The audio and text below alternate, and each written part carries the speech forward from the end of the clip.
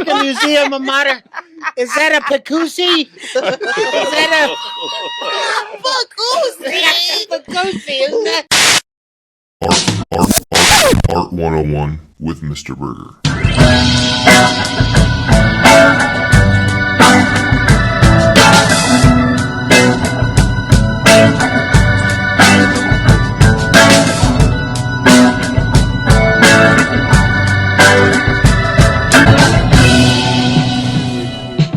Scholars, welcome back to another episode of Art 101 with me, Mr. Burgher. As you know, I'm a professional artist, a master educator, and I'm here to provide you with the best in art historical content.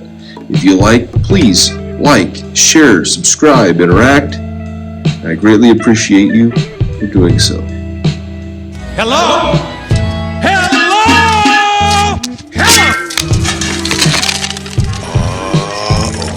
So recently I put out a poll to find out the artist that you wanted to find out a little bit more about, and the Art 101 public has spoken. According to that poll, an overwhelming number of you wanted to learn more about Norman Lewis. So not to provide you from that opportunity to learn, here we go.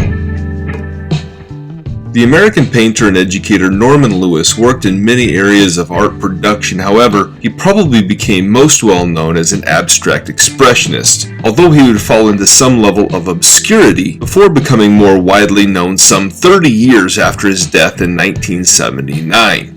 He was born in 1919 in Harlem, New York, to parents that immigrated to the U.S. from Bermuda. But much of the circumstances around their coming to the United States and life and whatnot is largely unknown. This tends to be a bit of an unfortunate trend with Norman Lewis. For example, we know that he attended Columbia University, but there is no record as to what he studied or the years that he studied there.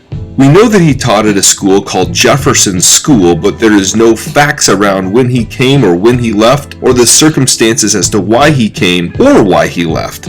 There are a few published chronologies of his life, but most do not provide any sort of conclusive answers. And although there are questions, I'm going to try to lay out as best I can the facts that we do know. That's a great concept, guys. I'm liking that.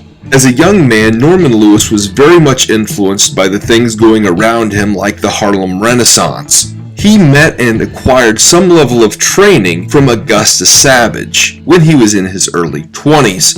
In the circles of the Harlem Renaissance, she was a pretty well-known educator and artist, and she helped him explore areas of figurative style that he very much was working in at that time. This figurative style was largely work that would also be labeled as social realism. But truth be told, he really wasn't technically a social realist. Social realists, regionalism, American scene painting, whatever you want to call it, these were artists that were really trying to capture somewhat realistic renderings of the people and the places that the artists were really living in. And we could see this in artists like Grant Wood or Thomas Hart Benton. But the work of Norman Lewis was really uniquely his own and not really social realism at all. But categorically, it probably seemed easier to try to stick him in there than anywhere else. He claimed that he largely learned by reading and viewing art at exhibitions around the city. Of his influences, he was most influenced by Wassily Kandinsky,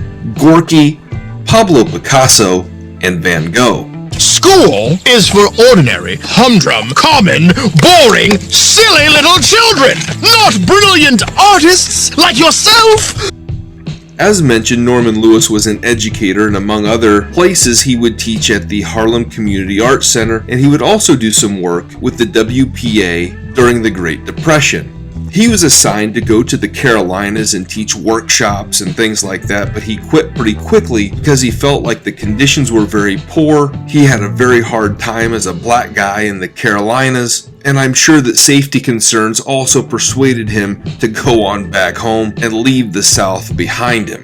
I teach high school geography, and I'm here to tell you... Well, then you'll know all about it and know what a terrible country it is. In 1949, Norman Lewis would be working primarily in an abstraction sort of style. His first abstract work was called Composition 1. It's pretty clear it's heavily influenced by the Cubists. As he's working and as we observe his style through time, it's pretty clear that he does not really have a signature image or a signature style that he's working from. And he really never would. On some level, this would actually hurt him professionally, especially at that time. As a black person, he was left out of a lot of the shows because of his race, even though he would participate in exhibitions with Jackson Pollock and William de Kooning. Their attention and commercial success was nowhere even close to what Norman Lewis was getting, and some of that's probably due to the fact that he was working differently. At the same time, because Norman Lewis was so abstract, he was also left out of shows that focused on black artists, because his level of abstraction did not really relate to what other black artists were doing at that time, and the preconceived notion of what black art was did not mesh with what Norman Lewis was making. Is this one finished? This one? Is this? Yeah. As far as I'm concerned. This would lead him down a path of frustration and probably even anger, but the great thing about Norman Lewis was he was not a quitter. He kept working, he kept painting, he kept working, knowing that it would take years for the public to catch up with the art that he was producing. I may not reach the ceiling, but I think I still have tried to do things that I believe. I can hear Jimmy. No. I can hear Jimmy. No. Yes, I can. In 1963, he would co-found a group of black artists and writers who discuss what the role of black artists should be during the civil rights movement across the country. He was an advocate for abstract art to be created by these artists, but felt that the art had no connection to the political stance that they needed to take. He was all about protesting as a better practice for dealing with injustice than it was for them to be creating artwork about it. Although there were different opinions about how to go about it, he would have a very significant impact on the art community in allowing and working toward the goal of getting more black artists shown in art galleries and art spaces, and that had really taken off unlike it had ever done before.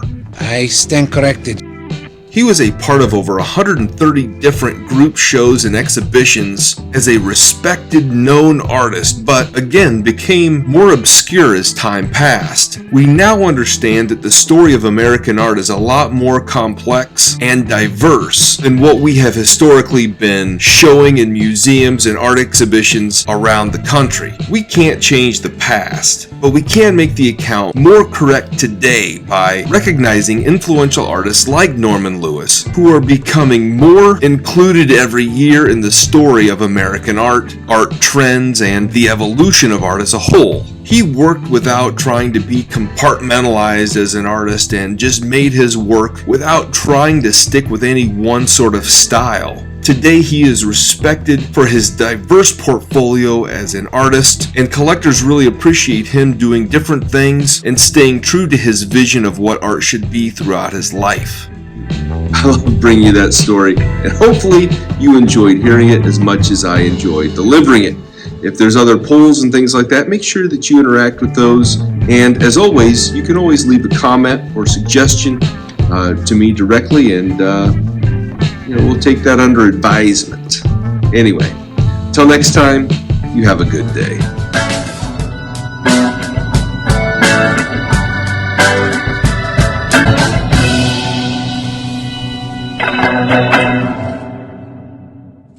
Don't yell at me, mister. I ain't yelling. I just got a loud voice.